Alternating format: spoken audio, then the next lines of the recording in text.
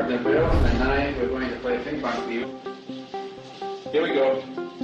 The demo represents some of the recent developments in the new business of audience participation in TV. Watch me fake him out in a minute. I didn't do it. I did it this time. We would like to convince you that there is indeed a market in which money can be made in the near future.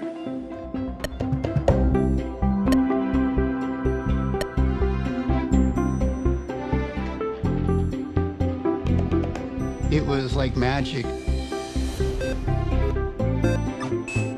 You could make something happen on the screen. You know, having grown up with all of this pre-programmed stuff on the television screen, you'd never been able to change that. America's most incredible video game. Suddenly, with this little controller, you could actually control something on the screen. You control the players, as if you were coaching your own team. It was just unbelievable, magical. There is a new addiction in America, Nintendo video games. How many of you own a Nintendo?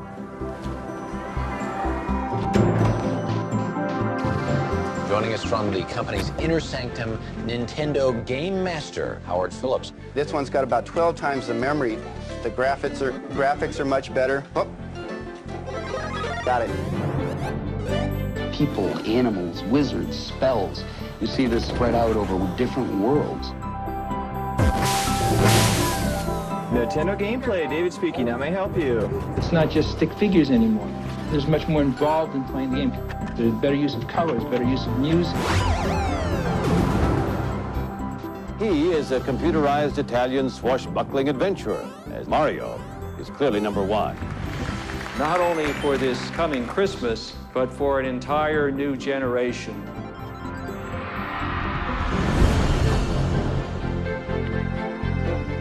The Mario Brothers game cartridge is so hot, it is impossible to find in stores. I've done 7 stores a day for 3 weeks now. I cannot find it. Can you do something? My kid wants it, his friend has it, and they're not friends anymore because he doesn't have it. Nintendo's only been around for 3 years, but will ring up mind-boggling sales of $1.7 billion by Christmas. We were the video game industry. We can't underestimate the value of 60 million players. Nobody could conceive of how Nintendo, with so many great games, with 95% or more of the marketplace, could ever get toppled. The last Super Mario Bros. 2 was just sold. My 8-year-old would kill for one.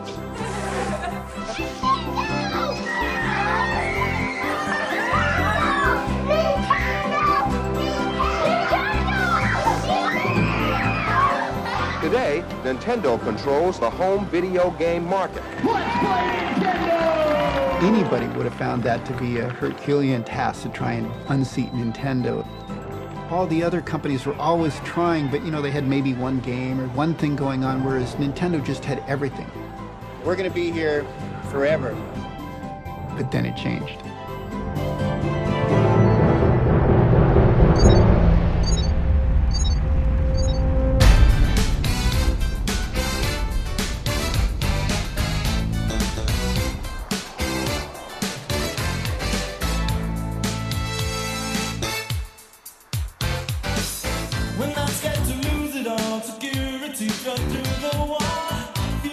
When I first came to America was with Mitsubishi Corporation.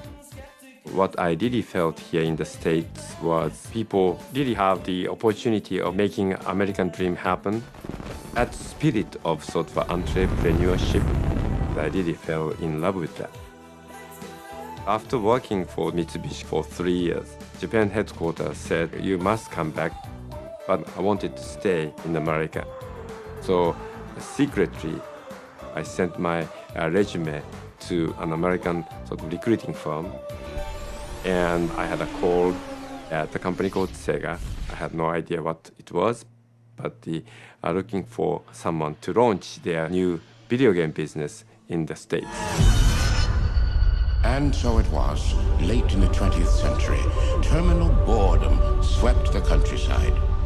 The maker looked down and was not pleased by what he saw. And so it was, he brought forth Genesis,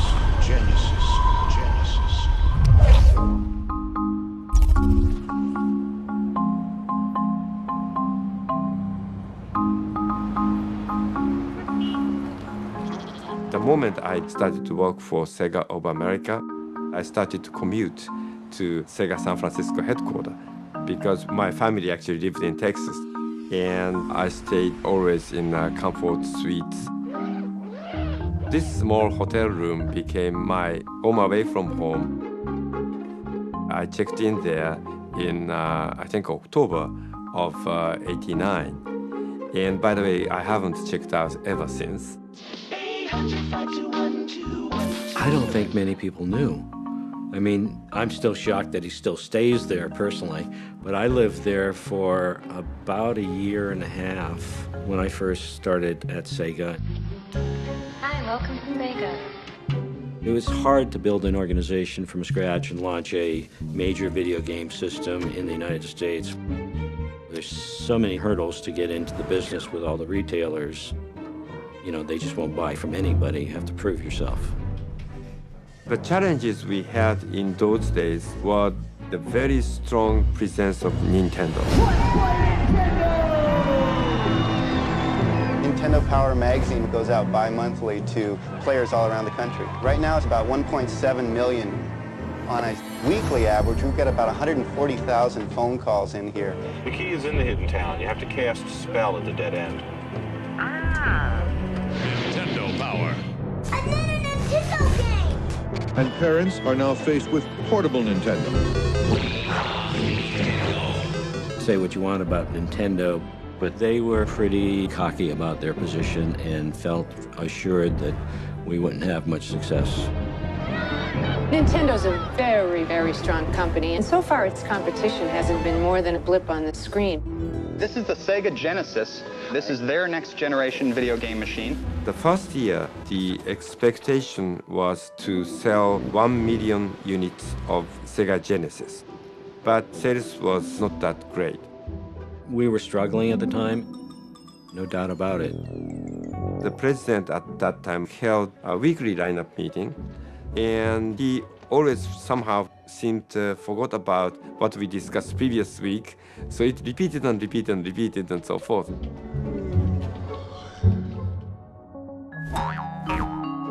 So we were stuck between a rock and a hard place. We needed someone to turn the tide around, so Sega brought in Tom Kalinske, the prince of toy business. When I was about to graduate, I got a job with J. Walter Thompson in New York City. We were given the assignment to develop a new children's vitamin, and we developed Flintstones vitamins. Yabba dabba doo! Yabba dabba doo! Oh, great idea, Fred! Within 6 months, it was the #1 vitamin in the United States. Yabba dabba doo! But shortly thereafter, the Senate had a subcommittee on children's advertising. Super Sugar Crisp is coated with super sugar to make it taste so sweet. The feeling at the time was that children's sugar cereal advertising and somehow children's vitamins advertising was bad. And the next thing I know, Senator Margaret Chase Smith looks at me and says, "So, Mr. Kalinske, you think selling drugs to children is a good idea?" And so I read a letter that a mom had actually written to me that talked about how grateful she was because we're selling a vitamin that the children actually want to take. And I said, "By the way, I have 5,000 more letters like that. Would you like me to read some more of them to you?" And she said, "No, Mr. Kalinske, that's enough." Well, the Mattel guys were there. And the next thing I know, they flew me up and I was offered a job. You can tell it's Mattel. It's swell. Ruth Handler founded Mattel. She came into my office and she said, "Tom, the retailers say it's over for Barbie. Forget about Barbie, let's get on to something else. What do you think about that?" And I said, "Ruth, that's the dumbest thing I have ever heard. Barbie will be around long after you and I are gone." And she said, "That's what I wanted to hear. You're now in charge of the Barbie business." Barbie could be anything that a little girl wanted her to be. Barbie's taking her driver's test. I love her long hair. There's a room in Barbie's dream pool for me. Oh, yeah. And the business just took off. It grew like crazy. And then we created a series of different product lines that would appeal to young boys. And out of this research came this very muscular character. And it became a pretty good hit. So I got promoted to CEO.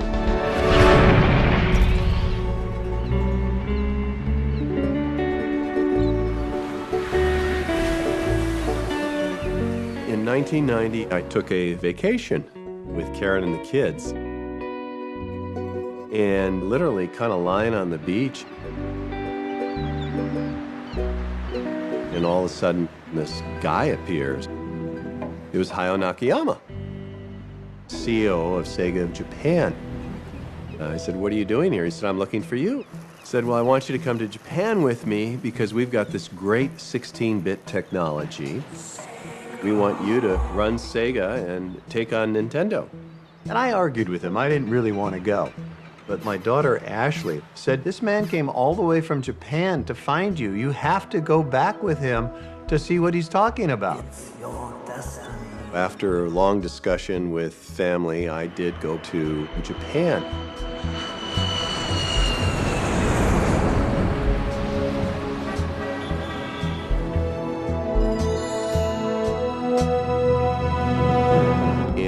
Must say I was very, very impressed by what 16-bit technology was compared to what I had known as 8-bit Nintendo. And I thought this really is revolutionary. But at the same time, I was somewhat fearful of Nintendo. The men sitting in this room control the American video game industry. The NES continues to have a unit sales projection through December of 2 million units. Nintendo was extremely arrogant as a company. To marketing vice president Peter Main, selling Nintendo is easy. They come, they try, they like, and they buy, and it's a fun business. Especially fun if there's no competition. Nintendo threatened the leading software companies that if they developed for any other system, they would not give them approval of games on the NES. They were able to, one by one, contact all major retailers and intimidate them or induce them not to handle Tinker product. It was like blackmail. No, I don't think so. No, sorry. We were adamant that this was a legal tactic. Retailers were the same way. Retailers were afraid to carry any other system. The retailers didn't like us, okay? We were not liked. I don't think we were ever liked, but we were respected. They were anxious to sue just about anybody that got in their way of doing business. Please, just go away. We established the rule that Nintendo was not going to get pushed around. We were extremely on top of execution, willing to put resources where they needed to be at the right time. What Nintendo was doing was monopolistic and was wrong. Nintendo acts like an unchained 800-pound gorilla swinging its way through America's toy stores. Federal and state officials charged today that Nintendo threatened to cut off supplies of its video games if retailers charge less than Nintendo wanted. As a law violator, a lawbreaker, you did wrong to your loyal customers.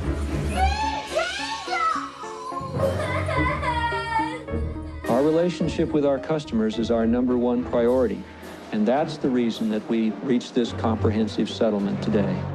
I think we had to pay $5 million. All of the rest of the penalty was in the form of coupons that we would give out, allowing people to buy more Nintendo games, which was pretty slick if you think about it. You see that price coming down in the future? I was asked on the witness stand, do you consider yourself to be an aggressive person, Mr. Main? I said, I'm in marketing. It's about growing market share. And whatever gets in your way, you try and work around it or over it or past it. Is that what you mean? He said, that's what I mean. I said, that's what we do. I found something a lot more scary than cocaine. It's called Nintendo.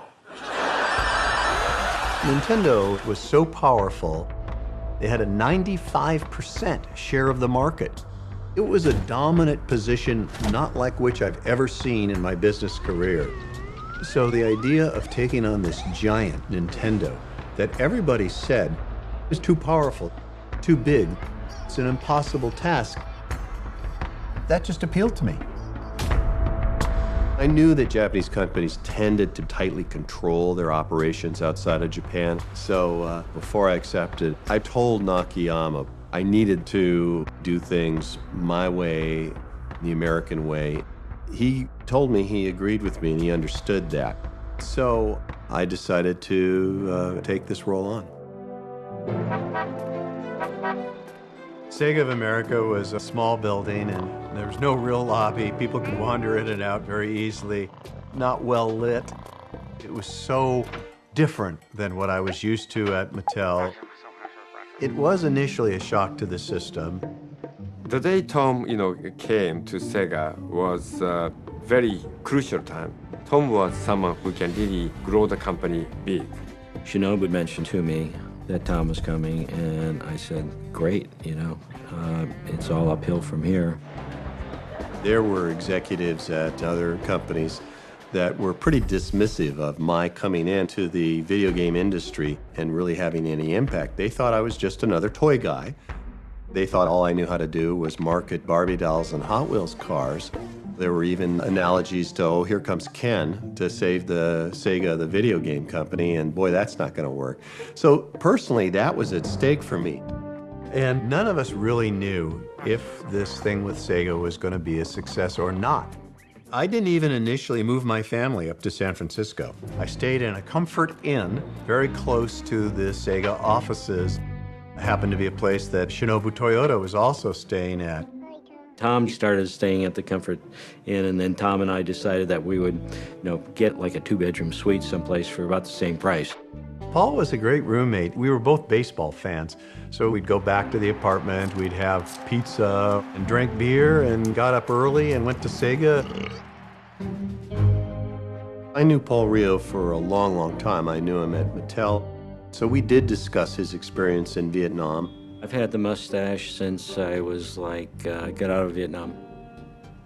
That's why I wanted to get out, so I could grow a mustache. I knew he had gone through battle. He'd had explosions occur near his head where he lost part of the hearing in one ear. To Paul, being in business was very similar to combat. He wanted to crush the enemy. You gotta be ready to fight. It's similar in business. It's not as life-threatening in the business world, but sometimes it may be.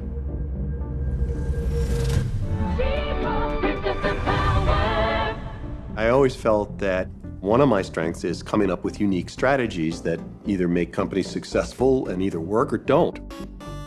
And it seemed to me that Nintendo was selling games designed for a very young audience. So I saw an opportunity to go after the teenage and college audience. And let's leave Nintendo with the kids. So I worked with Paul and Shinobu on putting together a plan on how we were going to take on Nintendo.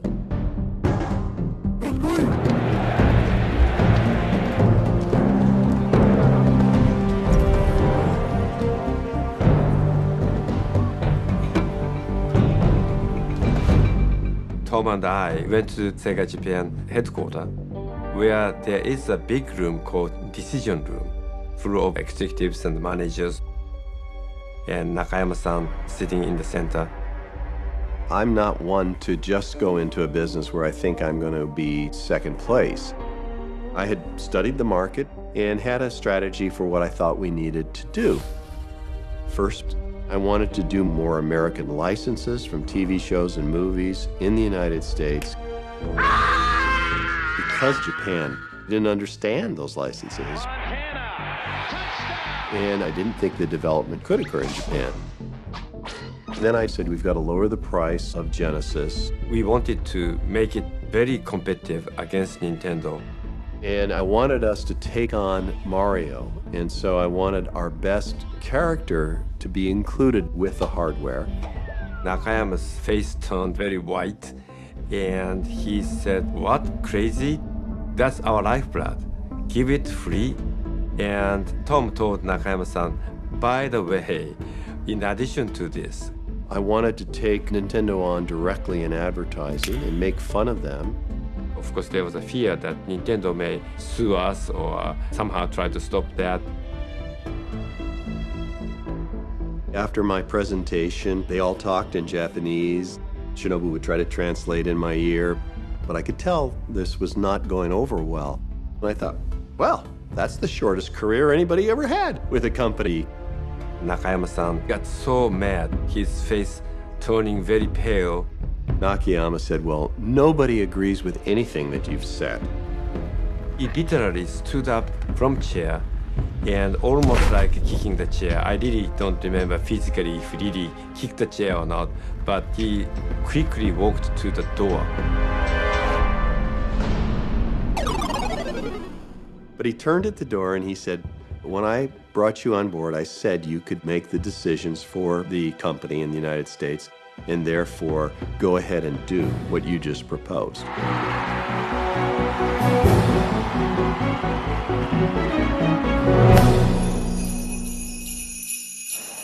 For the third year in a row, it's on the top of everyone's Christmas list. What do you want for Christmas? Nintendo. There were competitors, home video game companies that were in the business, and certainly one of the companies was Sega. One of the things that we always did was have our game people play their games. The feedback was uniformly great graphics, but the games are lousy. As long as we were hearing that, we weren't too concerned. Welcome to the Fight Palace.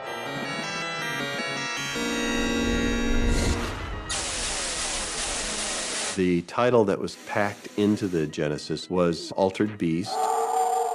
Not a particularly good game, in my opinion, but it also sounded like devil worship for half of the United States, where that would be just unacceptable. And we needed something to compete with Mario. So there was a company-wide effort to come up with something new. Yuji Naka, our genius programmer, came up with algorithm to move object very fast, and he needed a character to move fast. So he asked the art designer Naoto Oshima to come up with some sort of characters. 純粋にゲームの企画を最初作ったんですけど、なかなか上司とうまく理解してもらえなくて。It was Al Nielsen, our director of marketing, who had to pick characters. First game I have here is Michael Jackson's Moonwalker, which was actually designed by Michael himself. Al was one of the very first employees hired to launch Sega Genesis. He was the game guru, marketer, PR, everything. Al's the best gamer I've ever seen. He was like a big kid who played video games all the time. Shinobu came into my office and explained about this contest that Sega Japan had had to develop their Mario. He says, Nakayama has chosen you. They're happy with 2 finalists and they want you to choose. The first one was eggs. Okay, let's see what the other one is. A hedgehog? What in the world is a hedgehog? And there was this rock band. He also had a girlfriend named Madonna who was very voluptuous. So I've got eggs and a hedgehog. So I chose Sonic the Hedgehog. I said, you gotta get rid of the rock band and you gotta get rid of Madonna. We said, of course, no, we can't use the name Madonna for this. But there were some other tweaks to the way he looked, just to go and round off his edges. The folks in Japan didn't like that because it was their creation and didn't want anyone to touch. It went all the way up inside of the Japan culture to Nakayama, and he eventually said, no, do what the US wants done. 6 months later, I'm at Sega Japan and walk over to a screen, and here's this guy, Sonic. Never seen a video game move that fast. And look at these vibrant colors. After my visit, I went back and I said, Sega Japan created something that we can go and put up against Mario. This can be our #1 game.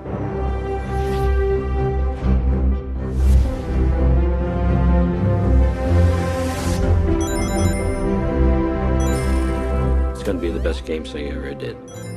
Coming from Al, that was like, you know, hey, we got a runner. That changed the mood and tide, so to speak, of the company immediately. And the rest is the history. And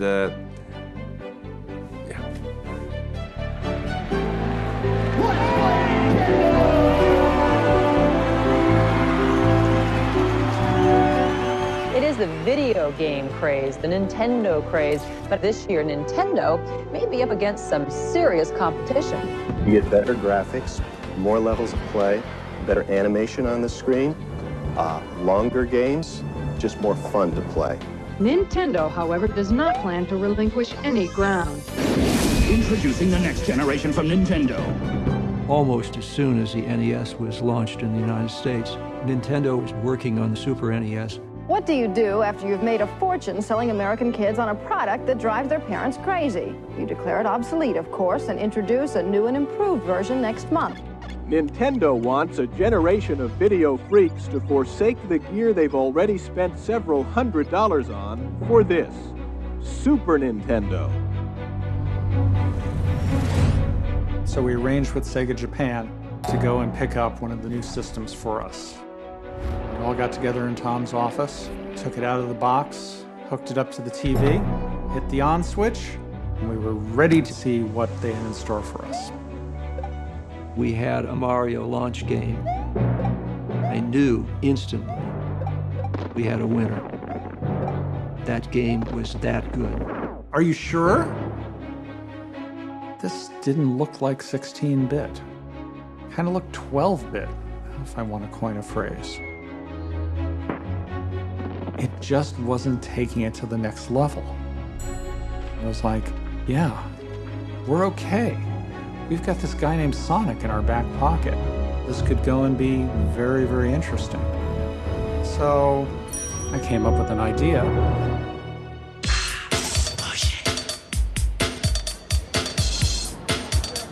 Ask not what machines can do for you.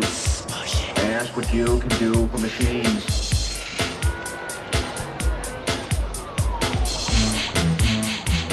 The Consumer Electronics Show is a twice-a-year extravaganza. More than 140,000 products are now on display. Hundreds of companies are taking part, and more than a third of the industry's annual business is done right there. But this time it's for the ducks. Whenever you're at war, you always hit the guy in the mouth as hard as you can. If you can't hit him hard, you might as well not even fight. That's the attitude in real war, and it's the attitude in business. You got to be prepared to take on the competition and win.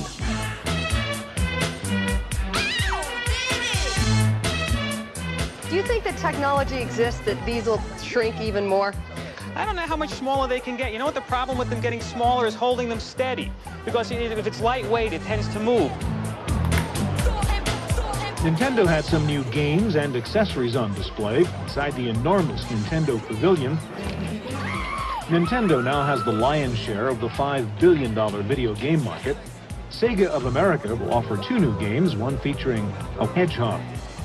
Normally, before a big launch of a major title, you would start getting early press. We didn't do any of that. We waited until the very, very last minute to surprise Nintendo.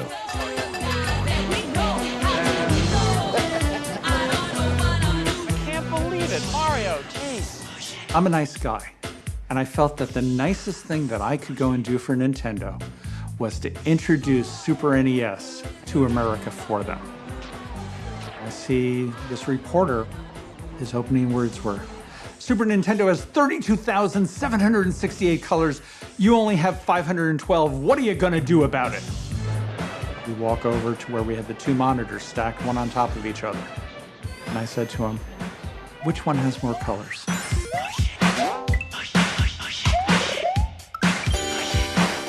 He just turned around and walked out of the booth. It's like, what can we do with this? Let's do what we did at CES, but this time, a mall tour going around the country. Here's the challenge.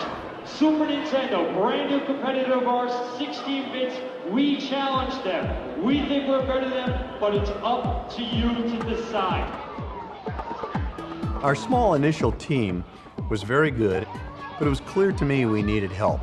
The American marketplace is a very vibrant marketplace for the video game industry. We were one of the first video game companies to have senior women in the management ranks, and Ellen Beth Van Buskirk was a very special find for us. You have the 8-bit segment. I've spent my entire summer going from mall to mall to mall to mall to introduce Sonic the Hedgehog.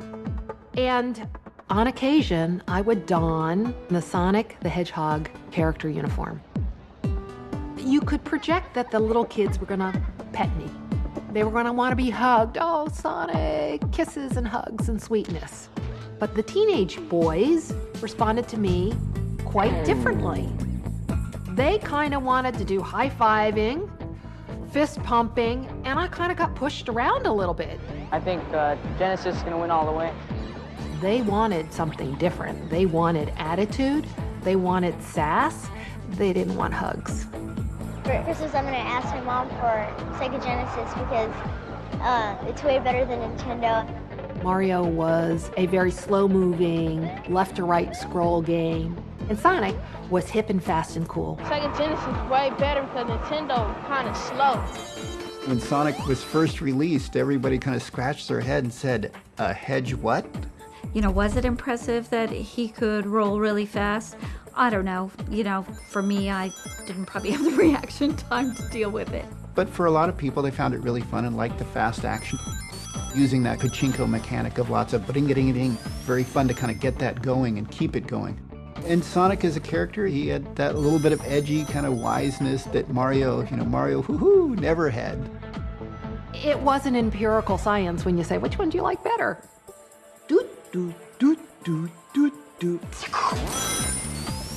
In speed of action, we looked better. Graphics, we looked better. They'd never experienced anything like it. I don't think Sonic the Hedgehog was a masterpiece or something, but it gave them additional momentum. Now we just needed to find a way to get into major retailers. Walmart's one of those. Walmart wouldn't agree to carry Sega products. The only thing hotter than Nintendo games is Walmart's price. Walmart was making a lot of money from Nintendo, and they did not need any unknown second supplier. And Walmart just refused because of this pressure that Nintendo put on them. We were fanatics about retail space, okay? That became a thing we leveraged. Hey, you're really doing well with the product, Mr. Retailer, but guess how much better you could be if you had 20, 30, 40 feet of Nintendo product. And Super Mario World is included. Okay, we'll get it for them. So we developed a strategy on how to change this. I came up with an idea of opening a Sega game store right in front of Walmart headquarters in Arkansas. We rented a store in a shopping mall literally as close to Walmart headquarters in Bentonville as you could get. And we put as many TVs and Sega Genesis in there as we could, and a big sign out front that said, come play Sega Genesis. Free of charge. We had lines of teenagers out the door. The store became very popular for Walmart employees. We bought every billboard leading in and out of Bentonville with Sega advertising. We bought the football cushions at the University of Arkansas football stadium. After a while, a senior VP of Walmart called me up and he said, Tom, stop it. We'll give you a 4-foot section in Walmart stores. Because Walmart is such a powerful retailer, all the other retailers gave us more space and were less afraid of the Nintendo punishment. That changed the business dramatically.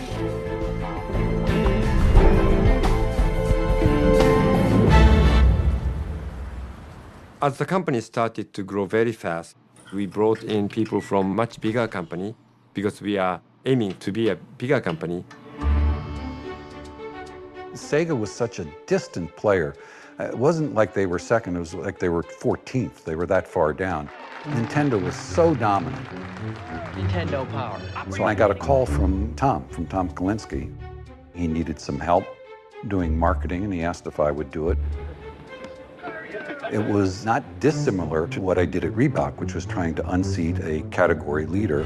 Nobody. Part of the reason of going to Reebok was the challenge of slaying the beast of Nike. Impossible. And we came up with this idea called the Reebok Pump. It was totally a marketing gimmick. It made your foot a lot hotter. It didn't really give you any more support. But at the end of the day, it was one of those things that just caught the consumer psyche. Steve Ray's, the first thing we heard about is his wild TV commercial at Reebok. One guy is wearing Nikes, the other guy is wearing Reebok. They both jump off this bridge.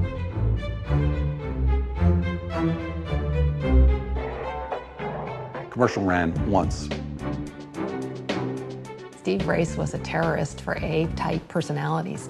If he was a college course, he'd be trouble and difficulty. I remember Steve and I playing tennis. He had a mean serve. I think he was aiming for my head most of the time. Sega had a bad reputation. I just didn't want to be the puppet that would be pulled by a puppet master 7,000 miles away. I didn't know who the puppet master was. Obviously, it turned out to be Nakayama-san. Nakayama was the head of SOJ, and he really was the patriarch and the prime mover in all of Sega. Nothing went out without Nakayama's approval and endorsement. Nakayama-san was very difficult for many people. If you do not deliver, he was brutal. We'd all be on alert that he was coming in, and it was this presence almost of evil that came into the office. He had very long hair that he kind of wound around the top of his head. We had all of these ways that we thought Nakayama might meet his demise. And one of those was that his hair would get caught in the rotor blades of a helicopter and pull him around in a very Gatsby-esque death. To me, Hayao Nakayama was a cartoon character, and I loved talking about him. I mean, we all did, you know. He had weird hair, he had a weird sensibility, and he carried a very big stick. The Japanese-US relationship is kind of confusing. It really kind of starts with an American serviceman, David Rosen, in Japan during the war, and then coming home and saying, hey, there's an opportunity for me to sell arcade games from Japan into the US. We called each other SOJ and SOA, Sega of Japan and Sega of America. I don't think anyone in Japan thought taking Nintendo on directly was a good idea, but it was something I felt we needed to do.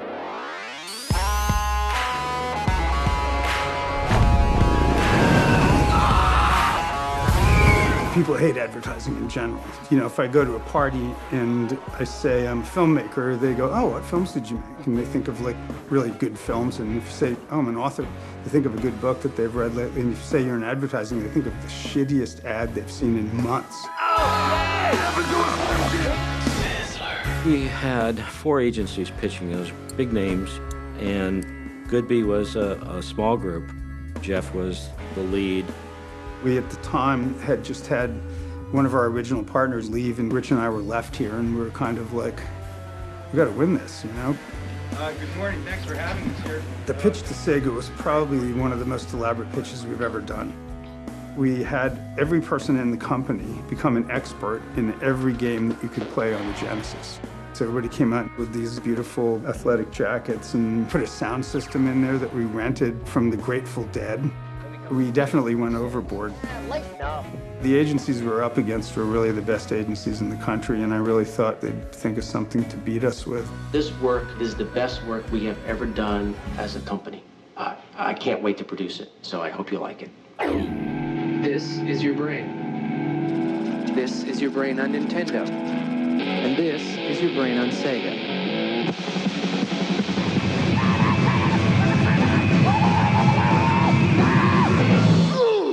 What a ride. And it works. They overwhelmed us with their pitch. We did the first commercials, and one of them was about this guy who started off in a very straight kind of outfit. And then transformed into a really cool guy. Playing Sega Genesis. Welcome to the next level. I thought Welcome to the Next Level was a great line because it rewarded you for playing the thing well. It promised that there was depth to the games if you got better and could get up higher. On the Sega Genesis. It was also saying to the competition that you're not the next level, you're behind. I thought that was absolutely brilliant. But I don't think it would have worked without the Sega Scream. The Sega Scream was what really drove the thing in the end. There was something about the way the guy did it that was just really funny. It was slightly Japanese. Just absolutely, you couldn't get it out of your head.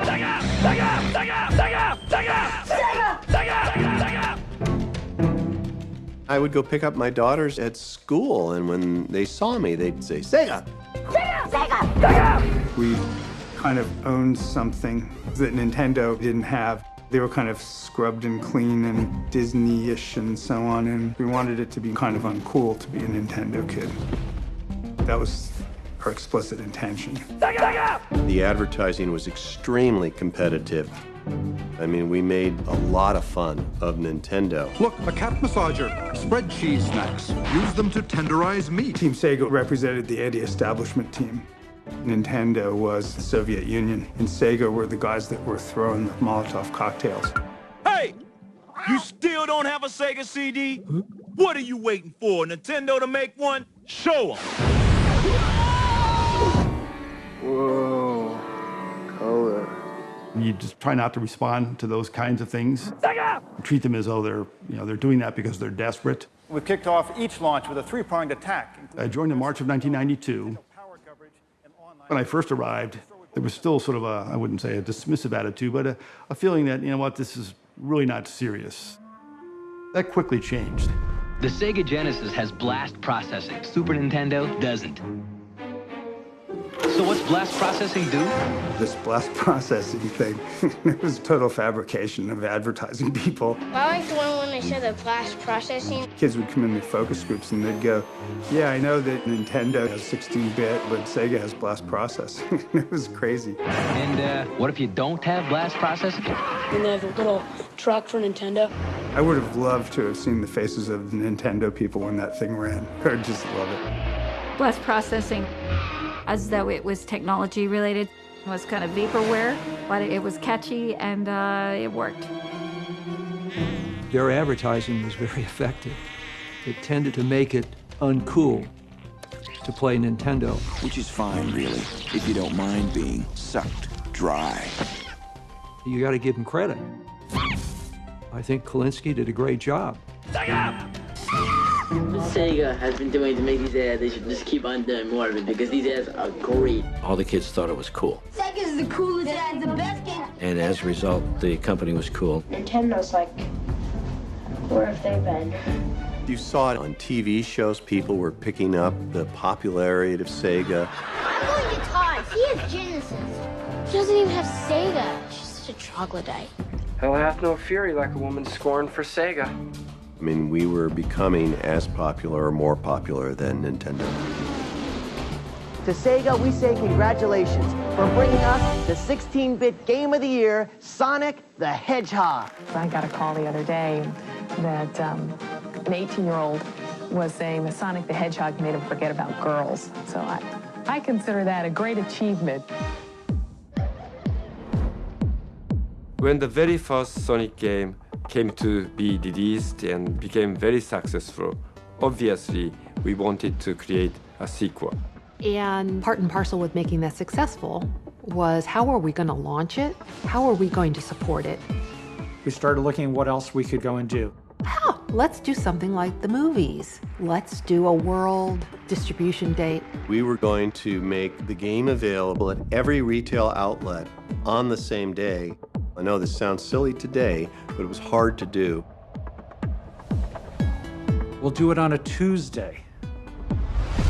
Sonic Tuesday. Last Christmas, the world felt its first Sonic boom when Sonic the Hedgehog 1 became the most popular video game of 1991. Writing for Tom was always great. I don't know what it was. He has a natural sense about what it will take to draw in the audience. He's charismatic, and he knows it. And he uses it. Let's say he uses it for good rather than for evil. We believe Sonic 2 will be America's hottest video game this Christmas, and we project to sell more than 2 million copies in the United States between now and Christmas. We have Tom speaking, and then I have Joey Lawrence running out from behind the curtain. You know, we could never afford the big Hollywood names. Dustin Diamond, come on up here. But we could afford teen idols. And if you thought the first one was good, where do you see the second one? You know, Sonic 2 is great. It's better than the first one. You have great graphics. Sonic has a new friend called Tails, the fox, two tails. Cool. Sonic Tuesday was so big. It was a bodacious idea. Oh, it's great. And it's great because it's two-player, you know, so you get to play with more than just yourself. But this is the exact same board and we're playing here together, but she's at a different part of the board than I am. So it's something never seen before, really. It's great. We launched in Japan, Australia, Europe, all over the world. Sonic 2 is super. Never ever been done before. It's comparable to the launch of Madonna's sex book, you know, Sonic Tuesday. It was an amazing hit.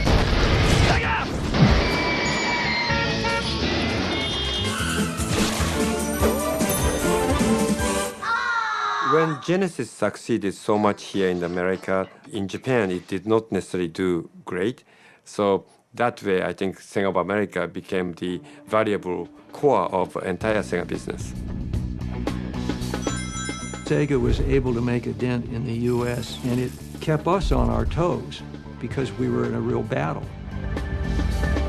As we grew, as we added more people, Nintendo was in our target.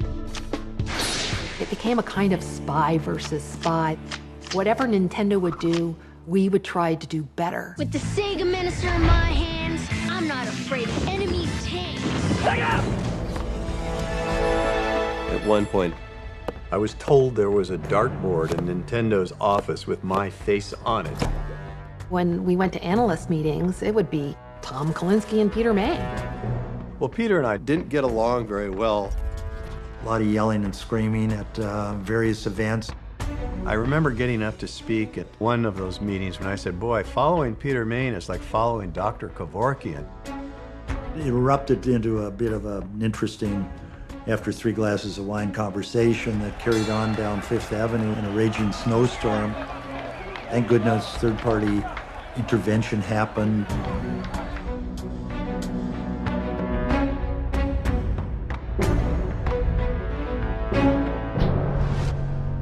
As 93 started, there was a big game coming. It's going to be available not just for Super NES, but also for Sega Genesis.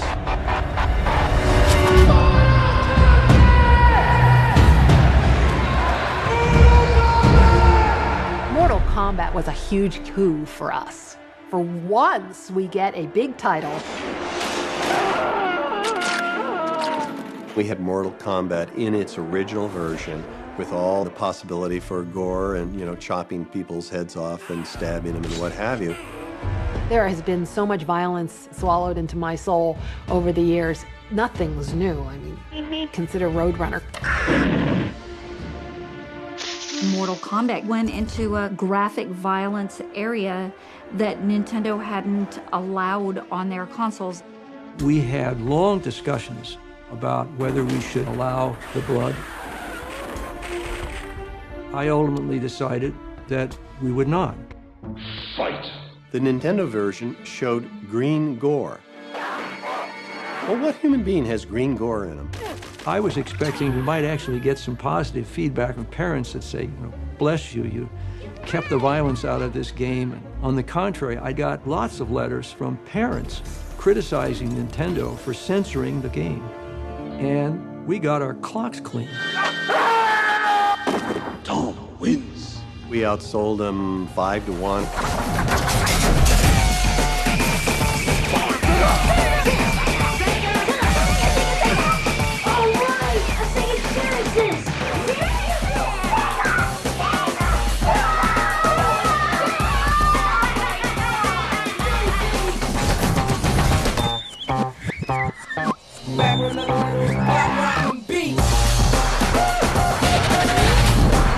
I mean, we dethroned Nintendo.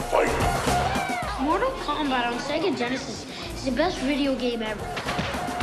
Urkel wins. I think Donkey Kong is the best game ever. Donkey Kong sucks. You know something? You suck.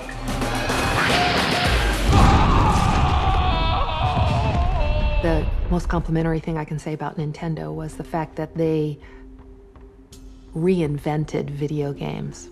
Thank you, Peter. They had to create out of nothing an industry. They not only did that, they did it well.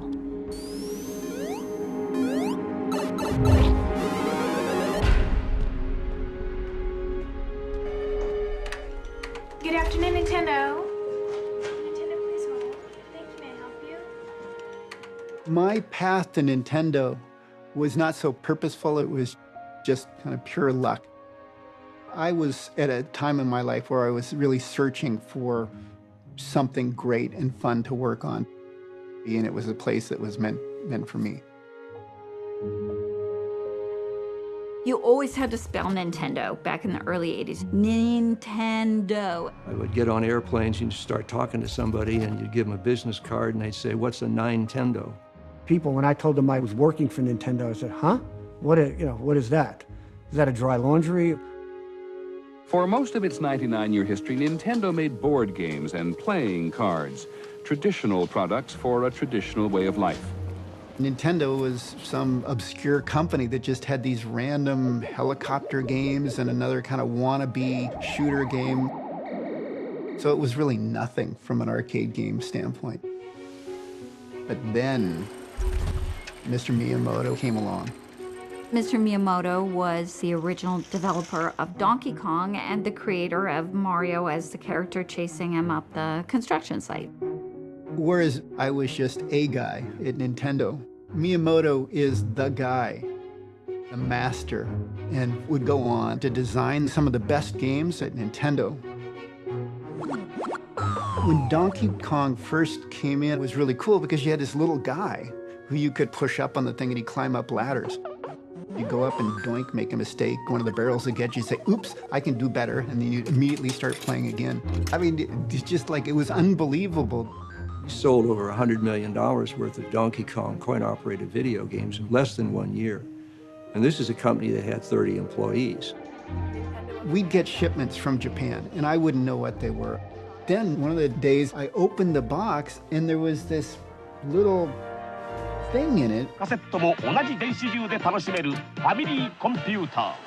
this is cool, this is great. Let's, give it to everybody. Let's bring it over, sell it. Well, Mr. Arakawa said, we need to think about this. This thing was really risky, and it could fail. So I started to get exposed to the fact that there was this thing called the debacle of the Atari 2600. And that there was this thing called the E.T. cartridge. E.T.? Video game?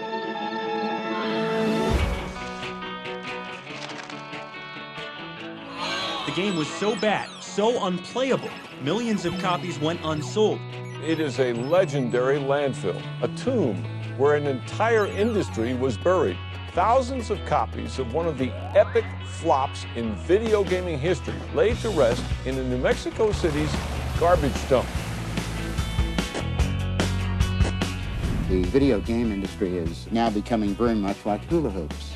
There still may be a lot of people fooling around with them, but profits are going to be quite negligible.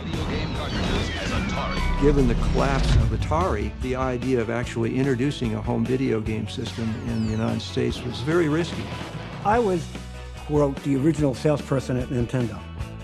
I had family members say, "You're out of your mind. You have kids. How are you going to support your family when this thing dies in 6 months?" As far as appetite for video games, there was none. Video games. Play them for fun, but invest in them at your own risk. But we still had really great games.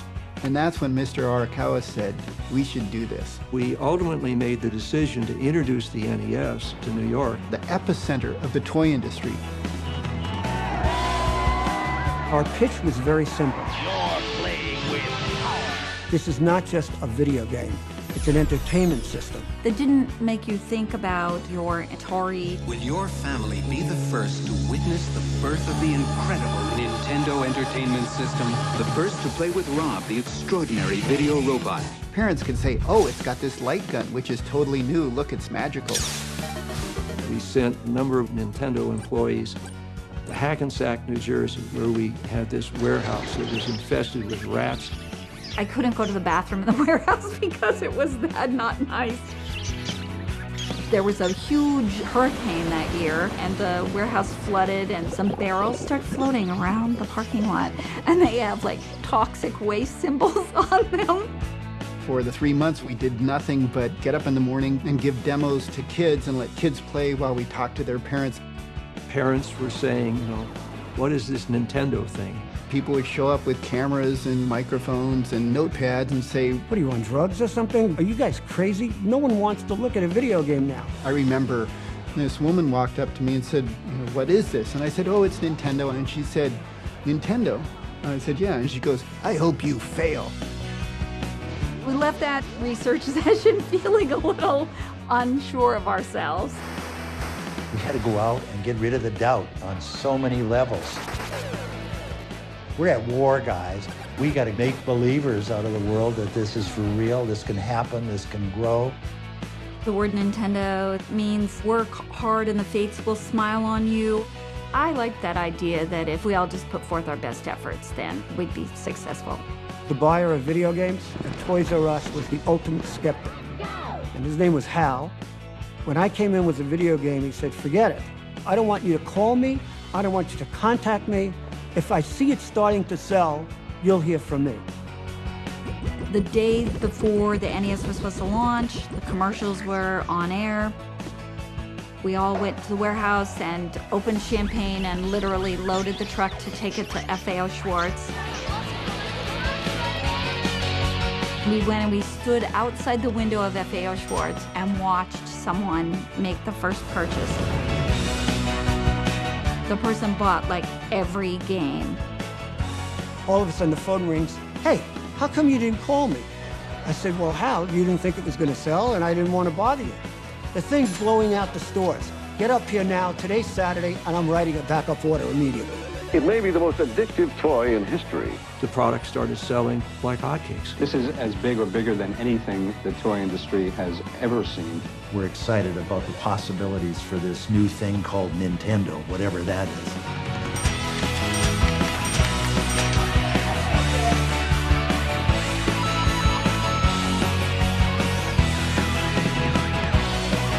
When Nintendo entered the game, the video game market was a losing proposition.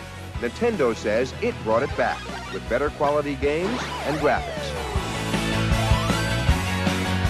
We decided if we could make a video game system with quality games, that we would be successful. We took that gamble, and now I think it's appropriate for us to reap the rewards of that gamble. That is capitalism. If the NES had not been successfully launched in New York, I think it's fair to say there would not have been a home video game business.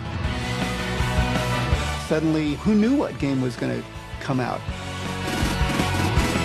Instead of Christmas happening once a year, it was like suddenly Christmas happened just all year long. What the hell are you? What are you? I'm Batman. I'm from the future.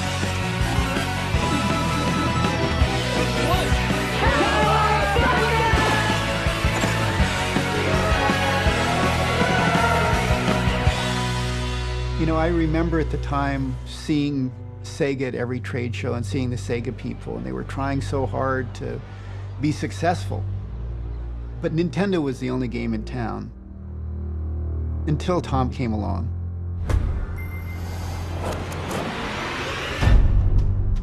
When Tom Kalinske joined Sega, we knew his background, and we knew he was a very fine marketer. He was a worthy competitor. When Tom showed up, it was a little bit of a message to Nintendo that the game was changing. Tom Kalinski's a very smart marketing guy. Feeding the retailer, yeah, tell me more, tell me more, tell me more. I always thought of Tom Kalinske as like the character in The Music Man. Come into town, drum up a lot of sales, get them all excited, and when you look kind of behind the scenes, there wasn't quite as much there as you would expect. Sega was kind of chipping away at our business, and in particular, they were going after the harder edge that Nintendo wouldn't do. Something down there sucked their brains out. But we weren't going to chase the other guys. That was never a part of Nintendo's strategy, to follow the other guys or try and do what they were doing. Instead, it was to do what we do, but just do it better. I have to admit, I was not always in favor of that strategy. Having been at Nintendo for a while, I was young, and I still believed that a lot of my thoughts were the right way to go, and they weren't taken. And maybe, burn some bridges along the way. All of a sudden, Bill started smoking cigarettes and driving sports cars. He just kind of like turned to the dark side. Once Bill got out of Nintendo, he was bad Bill. The Sega Genesis was doing extremely well, and so it made sense for me to switch teams. When he left, I think Nintendo felt a sense of betrayal. He went to work for Tom, and hey, that's life. It was easy for me, but I think it was difficult for the Sega people to accept me. We were giving him a hard time about that. Perhaps he wasn't true blue Sega, and he says, you know what I think of Nintendo? And he pointed towards Seattle, dropped his pants, and mooned Nintendo. Tom always said that it's easy to be a number 2 company, challenge to be number 1. Once we become the number 1 company, that is the real challenge starts. Video games have become a $4 billion a year business. There is a growing concern on Capitol Hill that parents who buy some of those games may not realize just how much violence they're getting. Games so violent, bloody, and gruesome that parents and politicians have had it. Violent sexual games available to youngsters. The best thing about games is violence. Realistic things, like blood. You know what, Mike? You can make their heads bleed on this one. Make somebody's head bleed. There it is, Mikey. Check it out. His head's bleeding. These are not harmless toys. They can indeed cause great emotional and other damage to a child. They're just out to making money, and they're not worrying about the kids' well-being. Along with that huge success came the criticism. I did not expect the U.S. Congress to get involved.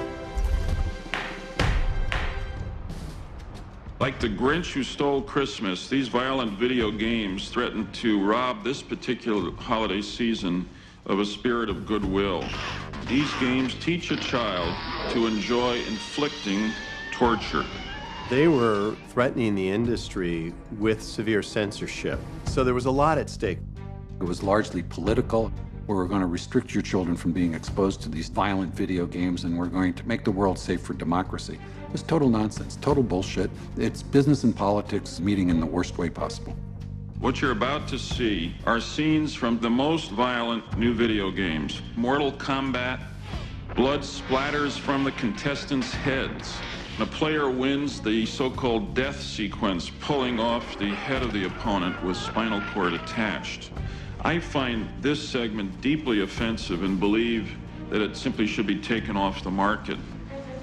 Let me now call to the table Howard Lincoln, Senior Vice President of Nintendo, and Bill White, Senior Vice President of Sega. I'd never been in Congress before. Of course, it's always a little bit intimidating when the senators sit 10 feet above you and you're down on a little table in front of them. We debated a lot about who should go, and we decided that Bill White was absolutely perfect. Instead of having the senators address me and address Howard, have them address Howard and another guy who used to work for Nintendo. And we knew that it also would irritate the hell out of Howard. To meet our game guidelines, we removed the blood and death sequences present in Mortal Kombat. We did this knowing that we would lose money by sanitizing Mortal Kombat, but sanitize it we did. Howard Lincoln was pontificating about how Nintendo never would do anything as horrible as what Sega had done with Mortal Kombat. All of a sudden, Bill White whips out this gun that they used in a hunting game. Senator, I may also point out that Nintendo produces product for a rapid-fire machine gun. This is a thing that it's called the Super Scope. I think that this game is a target shoot. This device is for target shooting and whatnot. To me, that looks like a weapon. It looks like an assault weapon of some kind. I was starting to get a little bit agitated with Bill. He had worked for us and he knew what was going on. So I felt it was necessary to make our position very clear, which I did. And it seemed to go over quite well. I can't sit here and allow you to be told that somehow the video game business has been transformed today from children to adults. Small children bought this at Toys R Us, and he knows that as well as I do. We've got to get further into this. Well, thank you. Thanks for your forthrightness. Thanks for assuming responsibility. I believe you've shown some leadership here. You've been a damn sight better than the competition. People were worried about video games being like drugs. We were forcing them on kids. They would become addicted to them. They would ignore their studies, and that turned out to be true. No, it didn't. It wasn't true. It was the opposite, actually. I think that the kids that became video game aficionados in many ways had better imaginations and a better time with the world in some ways. After the Senate hearings, Kalinske came out with some comment. What I had said was that Nintendo started these hearings by sending the senators videotapes of our video games. We thought Nintendo had planted this, and it was convenient that Senator Lieberman actually was getting reelected that year. I found that to be absolutely incredible. This is a guy that sucks us into this. I was trying to figure out a way to, in effect, say, buzz off. So I decided to write a poem. Roses are red, violets are blue. So you've had a bad day, boo-hoo-hoo.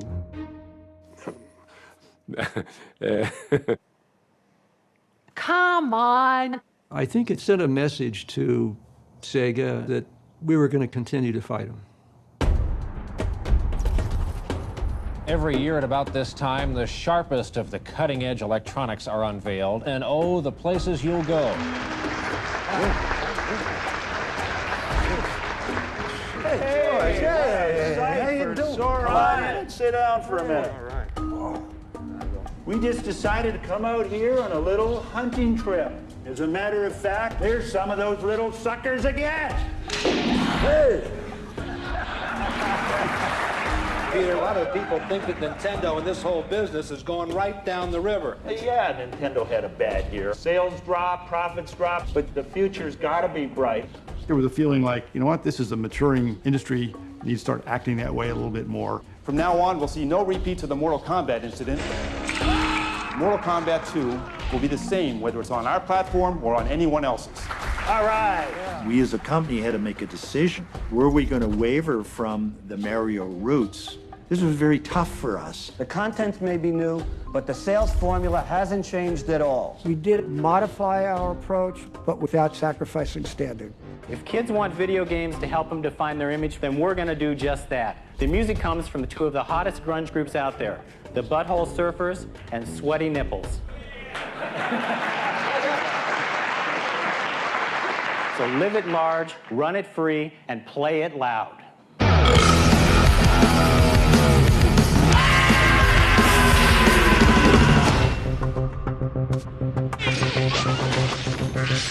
Play it loud! And I mean, they kind of got it. They started to see what the consumer wanted. Hey, bravo for that. Was it iterative of Sega? Yeah, it was, and we were complimented. We now needed to shift again and try to figure out how do we manage against a company that's starting to awaken. Sega is the current leader, but only by a slight margin. In an effort to keep their edge, Sega demonstrated the latest in player interface, the Activator.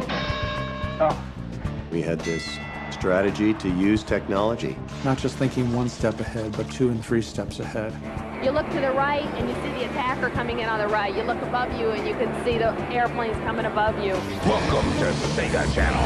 It's cable, but you don't watch it, you play it. We see the internet and online gaming as one of the big revolutions in this business. They were kind of just throwing things against the wall to see what would work. I didn't want us to become like Nintendo and let somebody pass us by.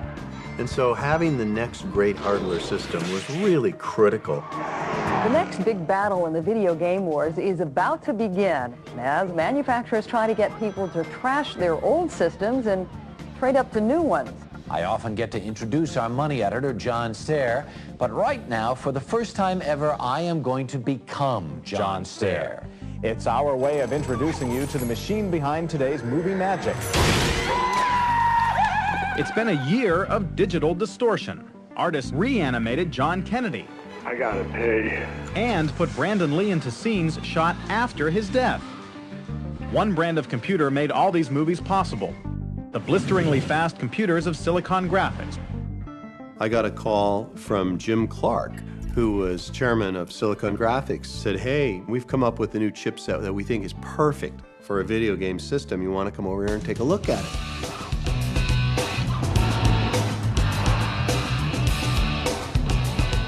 We called Nakayama, explained the situation, and said, you got to send a hardware team out. Nakayama even came himself. We had a good meeting at Silicon Graphics. They showed off these amazing graphics. So we went back to Japan, and their response to us was, no, it's not good enough. They thought there'd be too much wasted silicon. So that was the excuse they gave.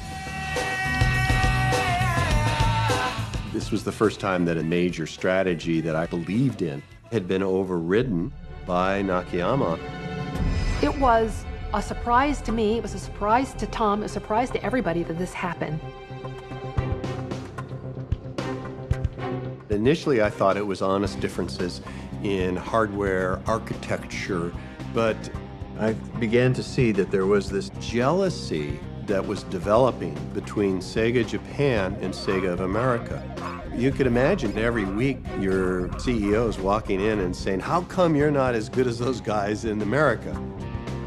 And they started looking for ways where they could disagree with us and perhaps to some degree undermine us. I explained the situation to Jim Clark. And he said, well, what should I do now? And I said, well, there's this other video game company in Seattle. Maybe you should go take a visit to them. It's a pleasure to be here this morning. There's a lot of talk today about new technology soon replacing 16-bit video games. But ultimately, only hit games will bring you customers. The Super Nintendo was doing well, we're making good money, and so we kept reminding ourselves, it's not about the technology, it's about the fun that you deliver. Here's an old friend of mine. This, of course, is Donkey Kong, the star of Nintendo's 1981 arcade hit. Well, ladies and gentlemen, my friendly gorilla is back in his new Nintendo game, Donkey Kong Country.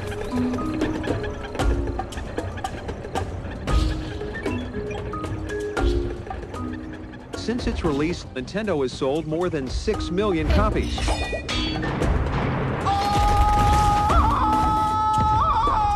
Donkey Kong Country was a critical game for us to sustain the momentum of Super NES in the battle with Sega and just push it right over the top.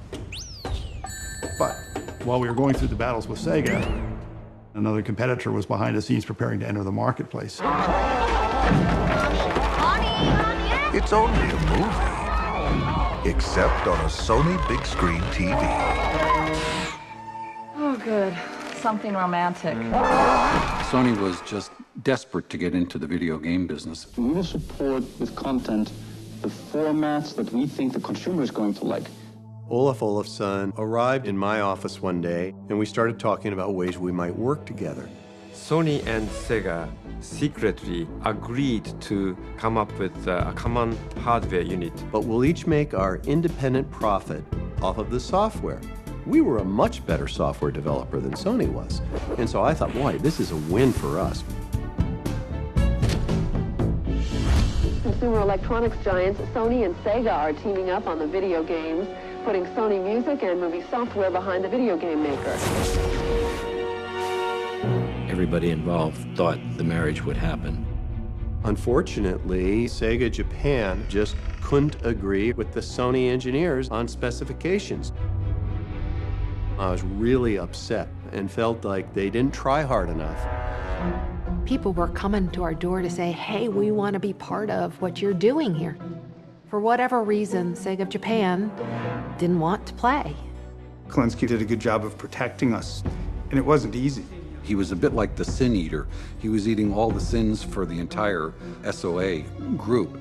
He would tell me what was going on over there, but I didn't really internalize it because I didn't have to go there and get yelled at like he did and scared like he did.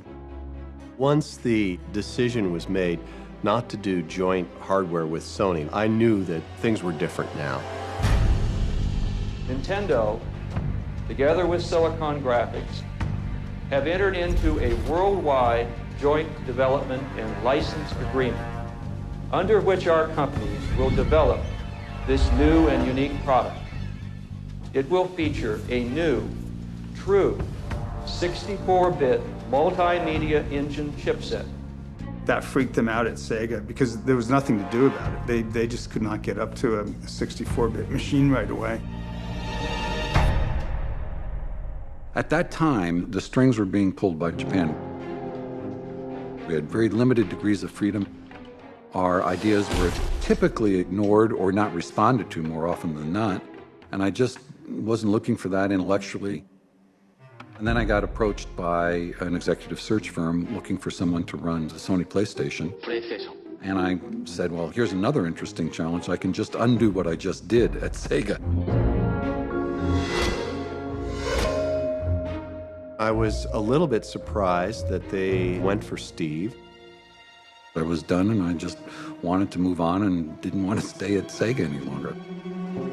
They wanted to really stick it in our eye at this point, and clearly Steve was delighted to do that.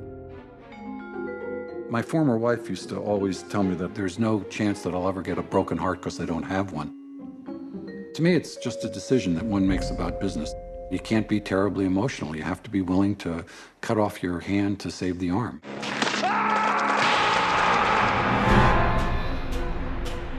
Sony was really a scary competitor. It was kind of like the show business people were going to come into this thing and their sound and graphics were going to be way above what we could do. There was a lot of fear around the Sega halls about that.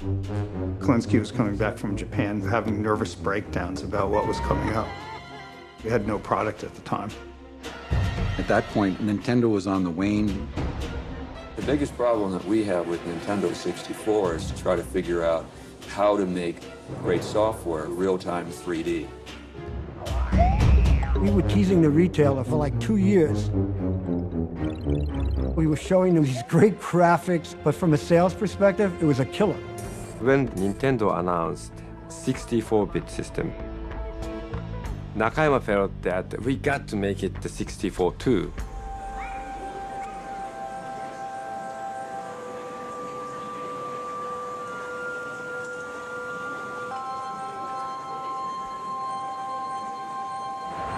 Introducing Sega Saturn.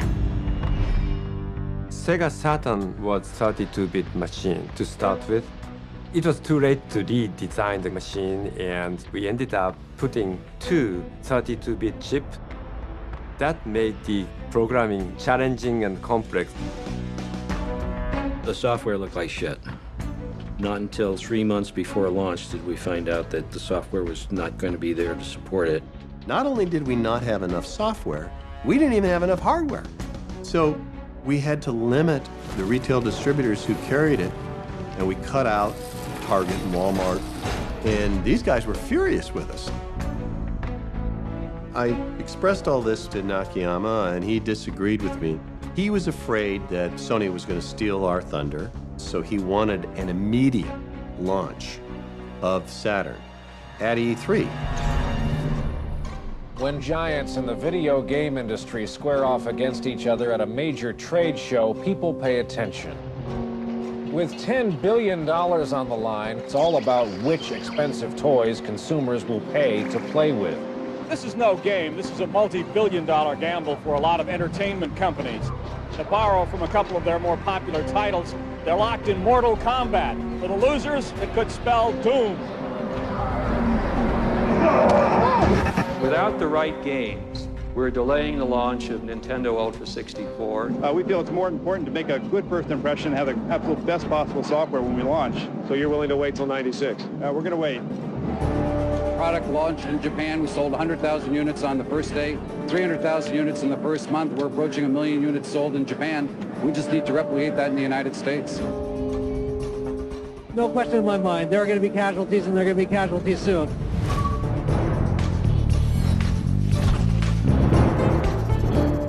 You'll hear lots of talk today and the days ahead about next generation systems.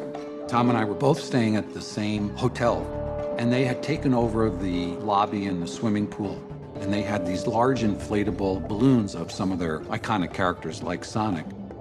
Somehow those blow-up balloons wound up in the bottom of the pool. He had them deflated, stuck pins in them or something. After Sonic was found dead in the bottom of the pool, Tom came to me and said, "Steve, can you cut it out?" And I said, "Tom, no, there's no way we're gonna cut it out." Clearly they were trying to out-Sega. You know, if you're planning to buy a new video game machine this year, you better start saving for one now. Some super sophisticated new systems are about to hit the market, and they are pricey. Sega rushed Saturn on the market, and it sells for around $399. And don't expect that price to come down anytime soon. I wish that we could say we were going to see prices come down, because I think it would help my business and we'd sell a lot more units. I'm going to talk to my parents about this one. I like this one a lot. You better tell them it's $399. Up next, the Sony PlayStation.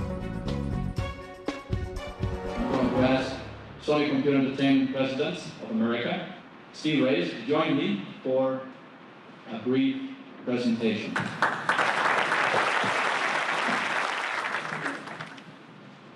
$299.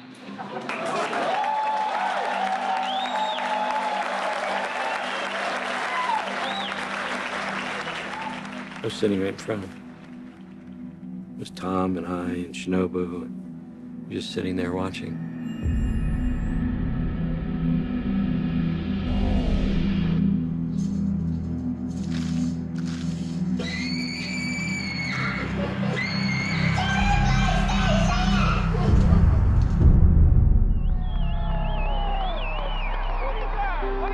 It's an enormous parade, including 16 balloons. It was a cold and windy day this Thanksgiving, and some of the new balloons didn't fare terribly well. Sonic the Hedgehog hit a utility pole around 58th Street and Broadway.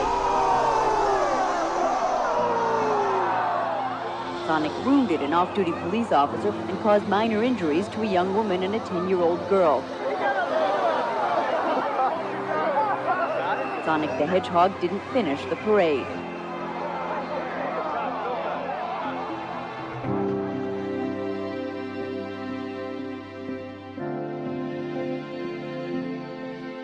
The success of Sega of America really is American dream. All right, yeah. Americans like challenges. So I think overall battle against Nintendo was perfect for the spirit of Americans to fight David and Goliath sort of battle.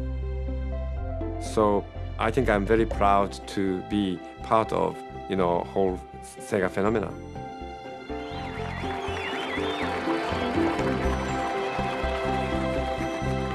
19 more shopping days until Christmas, And the heat is on for parents all over the country, from kids who simply have to have this year's hottest toys. It's no longer Sega. Now I'm into Nintendo. Nephew wants one, my son wants one. Oh, that's a lot of systems. Nintendo's top execs traded suits and ties for helmets and racing togs today.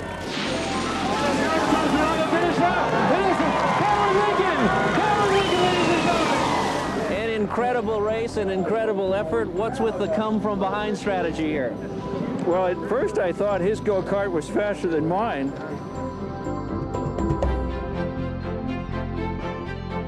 But then I found when I kept crashing into him, he started moving a little bit to the right side, and I was able to get by him. Hey, plumber boy, mustache man, your worst nightmare has arrived. Pack up your stuff.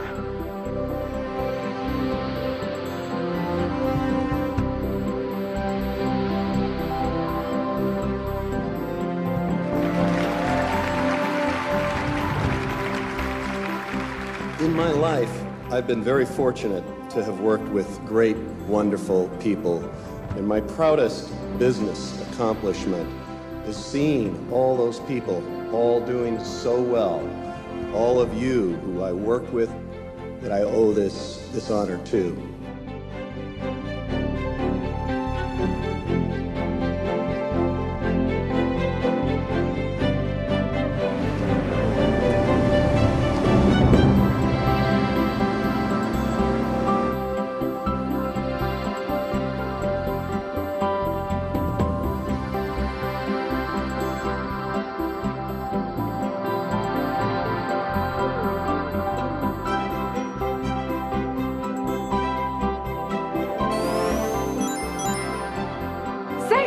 Sega!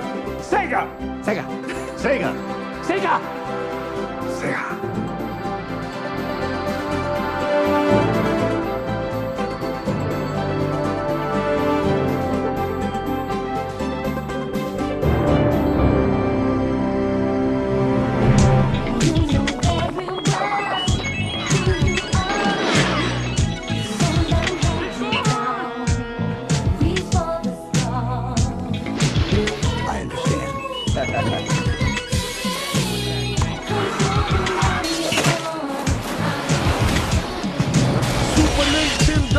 Genesis. When I was dead broke, man, I couldn't picture this.